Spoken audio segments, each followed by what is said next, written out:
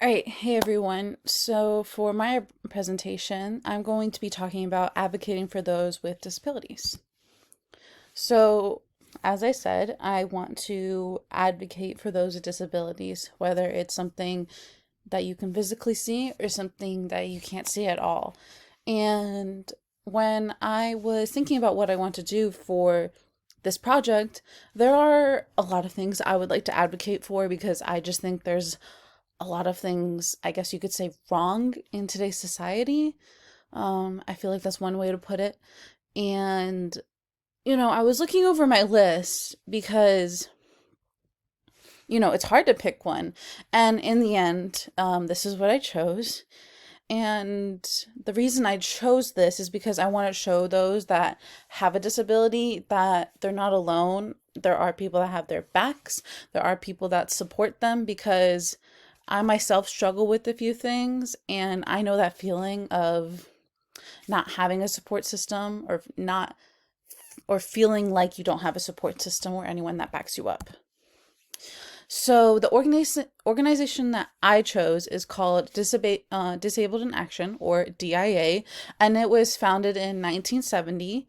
They are based in New York. Their objective is to enforce legislation so that people can have equal access to all sorts of things like education, health care, and transportation.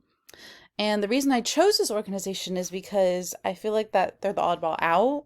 Before I started doing research for this assignment, I have never heard of them.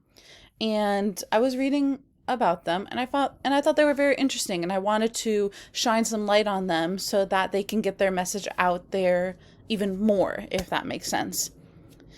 I just want to help them achieve their objectives and goals. So, for opponents, I think that a potential problem would be that they are based in New York and they haven't really gone to a national level yet. Like everything is like baby steps. So they're still at the statewide step. They haven't gotten to that next step yet. Um, they're saying that they're trying to fight the barriers that prevent people from living a full, equitable American, like living a good life in American society. And I feel like you can't really say that if you haven't reached that national level yet. So, yeah. Some outcomes and expectations.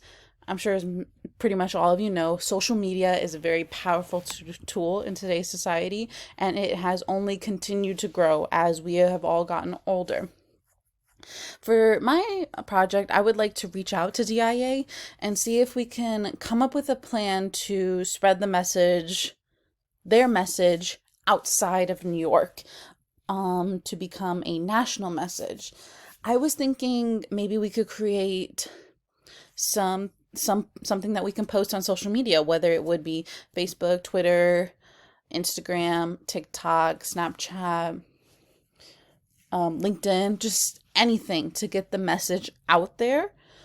Um, I've had six. I've had sixth grade. I've had social media since I was in sixth grade, so I have a good feeling that using social media as a source would be an excellent idea. Something I would expect is haters. I have learned that they're just never going to go away, and that's fine. I would simply just ignore them, not them get to me, block them out, and just continue to spread DIA's message, objectives, and goals. My plan would be to reach out to the president, which is Jean Ryan, and I would explain to her who I am, what I'm trying to do, and see if we could get together for a Zoom meeting and come up with a plan, or actually tell her about my plan about social media posts, about how I find her organization really interesting and I would like to get the message out there on a national level. And if all things go well, we would be able to do that. However, if things don't turn out the way I would like them to, like if she simply just doesn't respond to my email, or she doesn't want to do a Zoom meeting, she doesn't want to do a social media post, which is totally fine. I do have some other things on my list for advocating, and I would do research to find organizations that support the thing that I would like to advocate for. So, yeah, thanks for watching, guys.